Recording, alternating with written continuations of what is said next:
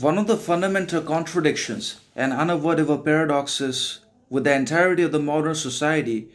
is not that it constantly and unbelievably controls, conditions, subjugates all the people to think, say, do, achieve, be a certain way, to only fulfill certain obligations, responsibilities, and also the fact that it exploits and manipulates their perception, mindset, talent, skill, ability, knowledge, intelligence, character, and grinds individuality down to a point that everyone seems to be either similar to each other, which they've already become in their ambition, desire, talent, with no distinction, authenticity, truthfulness at all. But it also seems as though everyone is a normal human being. Everyone is somehow, some way, absolutely reciprocal, similar to each other, with no differences, dignities, distinctions, talents at all, when in reality, everyone essentially has got something distinct, different, significant to offer for the entirety of the mankind to actualize certain goals, ambitions, aims, ends for which they are created, made, and programmed in their souls by the universe,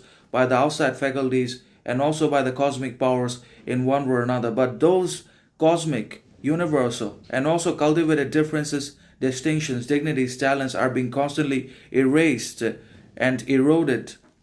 and destroyed by the modern society alongside the help of its institutions and organizations to control people, to make them baseline or borderline, so much so that everyone somehow, somewhere appears, looks, and does to be all the same things in one way or another. And in such circumstances, the man of individuality, indifference, solitude, loneliness,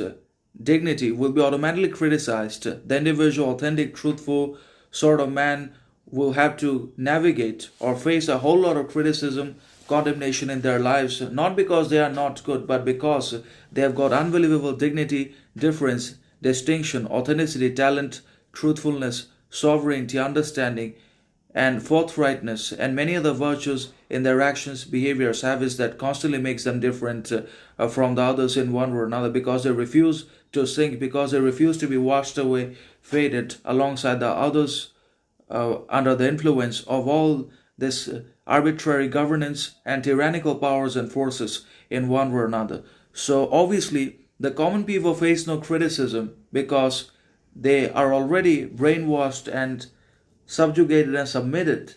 to the external powers and outside authorities. But the uncommon people face criticism because of their uncommonality, difference, distinction, dignity, sovereignty, individuality, and so on and so forth. So this is a very strange kind of situation and paradoxical circumstances in which good